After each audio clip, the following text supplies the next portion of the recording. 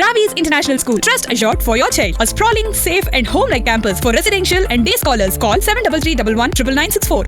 కానీ రాజకీయాల్లో ఉన్నప్పుడు కొంత ఇది కావాలి కదా. అది దానికి ఇప్పుడు నాకు చెప్పండి. నాకు అందరూ చెప్పేది ఏంటంటే సార్ కొంచెం నటించండి, ఆగండి, కొంచెం ఇలా ఉండండి, అలా ఉండండి. మనకన్నా ముందు చాలా మంది రాజకీయాల్లో ఉన్నారండి. వాళ్ళకు వ్యతిరేకంగా మనం ఎందుకు వచ్చాం? మా నాయకత్వం బాగాలేదని, ఇలాంటివన్నీ వాళ్ళు చేస్తున్నారనే కదా. మరి ఇప్పుడు మనకి వాళ్ళకి తేడా ఏంటి? వ్యక్తిగత నన్నే తీసుకోండి, నాకేం చెప్తారు? మీరు అలా ఉండండి, ఇలా ఉండండి అని చెప్తారు. వాస్తవానికి ఇవన్నీ మనం అవతల వాళ్ళు వ్యతిరేకించినవే కదా.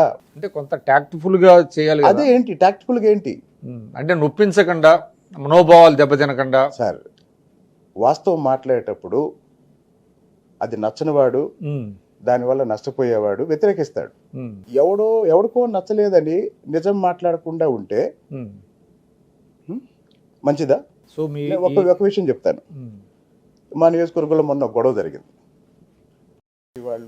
వాళ్ళు నేను ఎవరో మహిళ మీద దాడి చేశామని ప్రచారం చేశారు.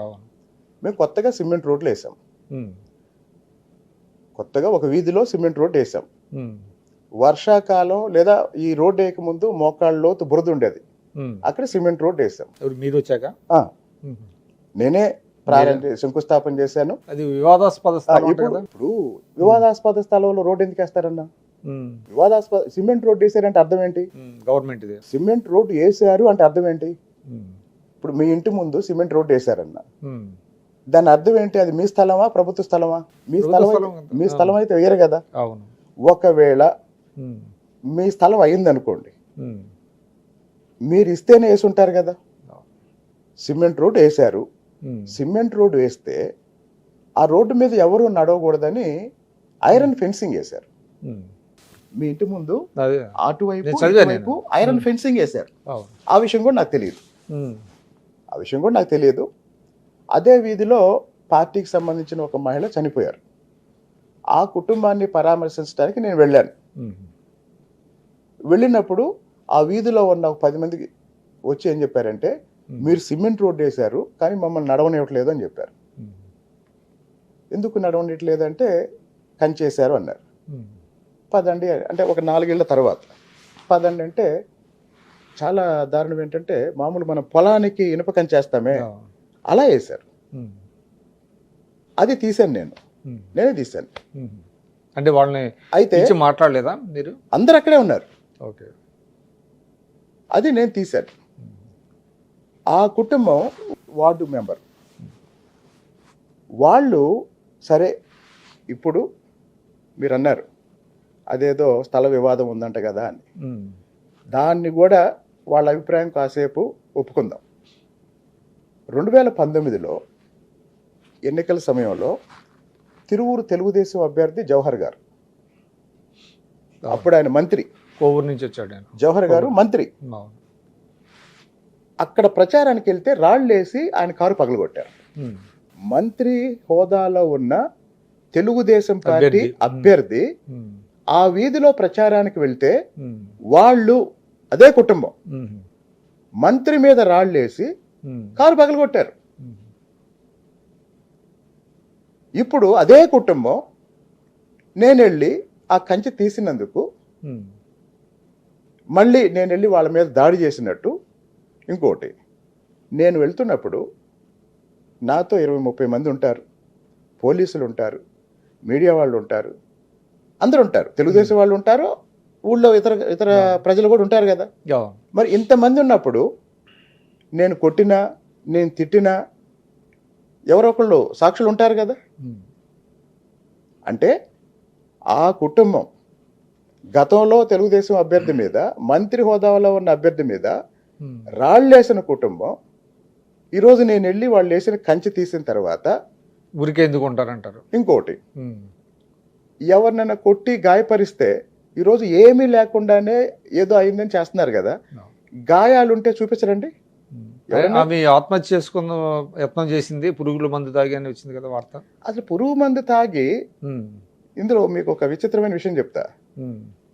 ఒక ఆమె ఎవరినో బెదిరించాలని తాగకుండానే మ్మ్. తాగినట్టు మ్మ్. హడావుడి చేసింది.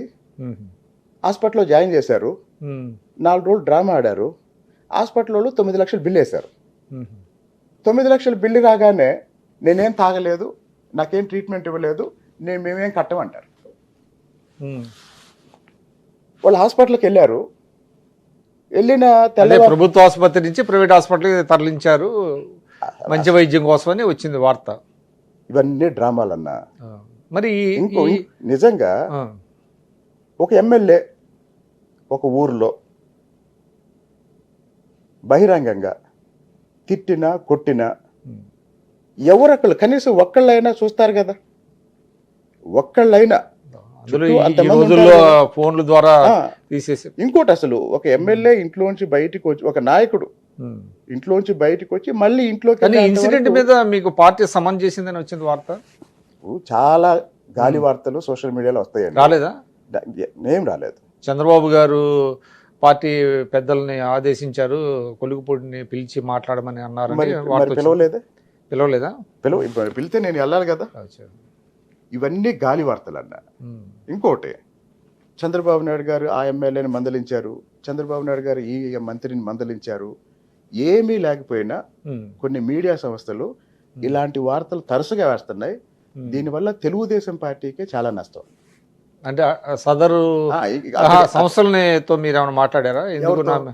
అంటే మీరు అంటున్నారు కదా కొంతమంది ఇట్లా వేస్తున్నారని, నేను అసలు ఎవరితో మాట్లాడలేదా?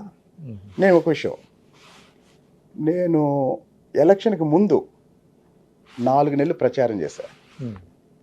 ఏ రోజు ప్రెస్ మీట్ పెట్టలేదు నేను. మ్మ్. ఎలక్షన్ తర్వాత మ్మ్. 7 నెలలు అవుతుంది, మ్మ్. నేను ఏ రోజు ప్రెస్ మీట్ పెట్టలేదు. అక్కడ మీడియాతో కూడా మీతో కొంచెం నేను చెప్తున్నా కదా, సమస్యలు వచ్చినాయంట కదా. ఆ. ఎలక్షన్కి ముందు మ్మ్. 4 నెలలు నేను ప్రచారం చేశా. మ్మ్. నేను ఏ రోజు ప్రెస్ మీట్ అంటే పెట్టలేదు. ప్రెస్ బ్రీఫింగ్ అనేది లేదు. అసలు ప్రెస్తో నాకు సంబంధం లేదు. ఎందుకు అట్లాగా? నేను నా పని నేను చేసుకుంటూ వెళ్ళిపోతా. మ్మ్. నా పని నేను చేసుకుంటూ వెళ్ళిపోతా. నా మీద కంప్లైంట్ ఏంటంటే మ్మ్. ఈయన ప్రెస్తో మాట్లాడేంటి. ఏంటి రీజన్ ఏంటి మరి? ఏం లేదు. అంటే మీరు ప్రెస్ ఫ్రెండ్లీ కదా మీరు. అసలు ఫ్రెండ్లీ. నేను ఇంకో విషయం అండి, మ్మ్. నన్ను ఒక వారంలో కనీసం ఒక 10 మంది రకరకాల ఛానల్స్ వాళ్ళు పిలుస్తారు. ఇంటర్వ్యూస్ అడుగుతారు. అడుగుతారు. నేను కొన్ని 100 మందికి నో చెప్పాను. అవును. ఇంకో విషయం కూడా చెప్తా. వెంకటకృష్ణ గారికి చాలాసార్లు చెప్పాను నేను, మ్మ్. నేను ఇంకా డిబేట్లకు రానండి, నన్ను పిలవమాకండి, వదిలేసేయండి అని. ఎమ్మెల్యే అయ్యాక ఇది కాదు, ఆ. ఎమ్మెల్యే కాకముందు. కాకముందే చెప్పారా? మ్మ్. ఒక్కసారి అమరావతి రాజధాని అని హైకోర్టు ప్రకటించాక మ్మ్. సాంబశివరావు గారికి చెప్పాను నన్ను డిబేట్లకు పిలవద్దని. మ్మ్. వెంకటకృష్ణ గారికి పిలిచాను, చెప్పాను నన్ను డిబేట్లకు పిలవద్దని.